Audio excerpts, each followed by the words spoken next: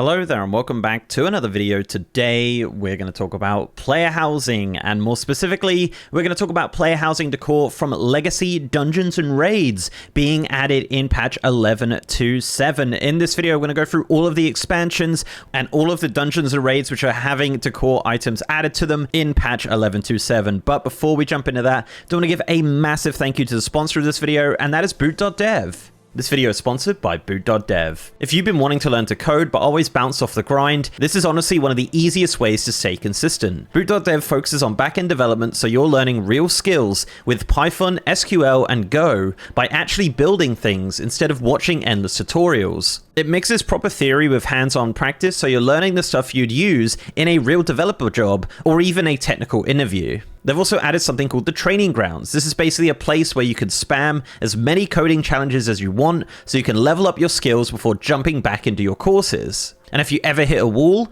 the Discord community is packed with people who can help you out. All of the content is free to read and watch, and if you want the full interactive experience, you can upgrade to the membership. You get coding practice, progress tracking, the game style achievements, all of it. There's even a free demo on every course and a 30-day refund policy if you change your mind. So if you want to give it a go, head over to boot.dev and use my code MrGM for 25% off your first year on the annual plan.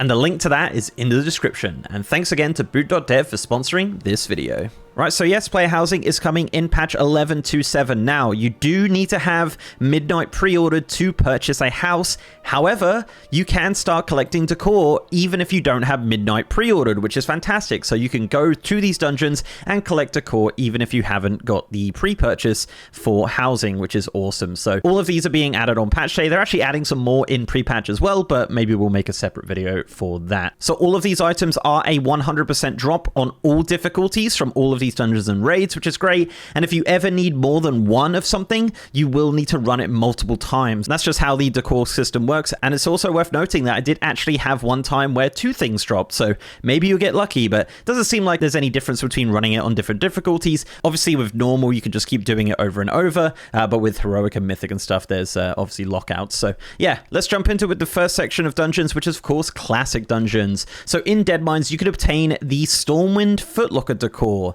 This drops from Captain Cookie on normal mode or Vanessa Van Cleef on heroic. To get the Gilnean circular rug, you can defeat Lord Godfrey in Shadowfang Keep on any difficulty to get that. And finally for classic, if you want to get the Dark Iron Chandelier, this drops from Emperor Dagran Thorazane in the Blackrock Depths dungeon, so right at the end there. Now there's actually no decor for Burning Crusade, Wrath of the Lich King, or Cataclysm as of right now, but you'd imagine in the future those dungeons and raids will have additional decor items added to their loot tables. So moving into Mr. Pandaria, if you want to get the Tome of Pandaran Wisdom, this drops from the Shah of Doubt boss in the Temple of the Jade Serpent dungeon. And if you want to get the High Warlord's Throne, which looks amazing, this does drop off Garrosh Hellscream in the Siege of Orgrimmar raid on all difficulties, and is available to both factions. Moving into Warlords of Draenor, if you want to get the Dranic Ottoman, this drops in Ockendune from Terran Gore. If you're after the Horde Battle Emblem, this drops from Warlord Zayla in the Upper Blackrock Spire dungeon.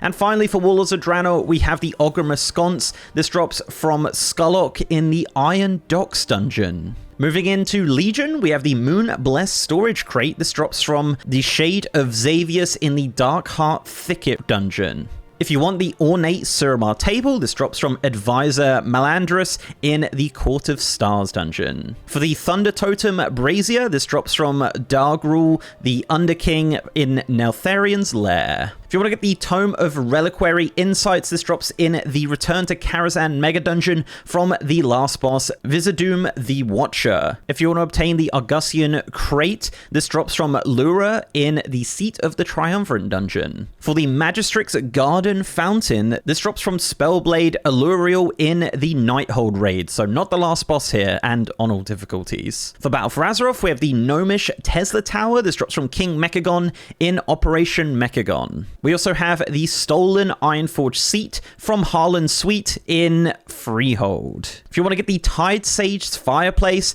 this drops in the Shrine of the Storm dungeon from Volzith the Whisperer. So there's nothing for Shadowlands as of right now, so moving on to Dragonflight, we have the Qualashi Goulash. This drops from Warlord Sagra in Neltherus. We have the Valdrakken Bookcase. This drops in the Algathar Academy from the Echo of Doragosa. And we have the Valdrakken Hanging Lamp from the Ruby Life Pools from the last boss, Kuraka and Erikhart Stormvane. And finally, for the War Within, we have the Midri Ochre Window. This drops from Goldie Barrenbottom in the Cinderbrew Meadery dungeon on all difficulties. So yeah, that is it, guys. That is all of the decor items dropping in Dungeons and Raids as of patch 11.2.7. As mentioned, there are going to be additional ones added in the Midnight pre-patch, and as of beta, actually all of the Season 1 dungeons in Mythic Plus do drop decor as well. So I would imagine that's going to be something that is going to continue to happen, and I would imagine that those decor items will continue to drop even after the season. So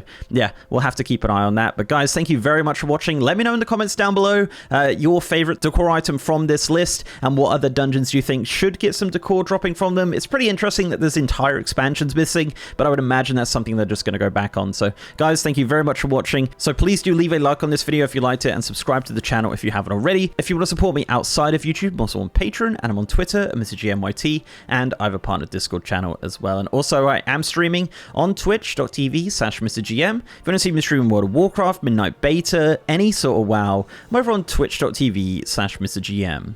And with that, guys, I'll see you next time.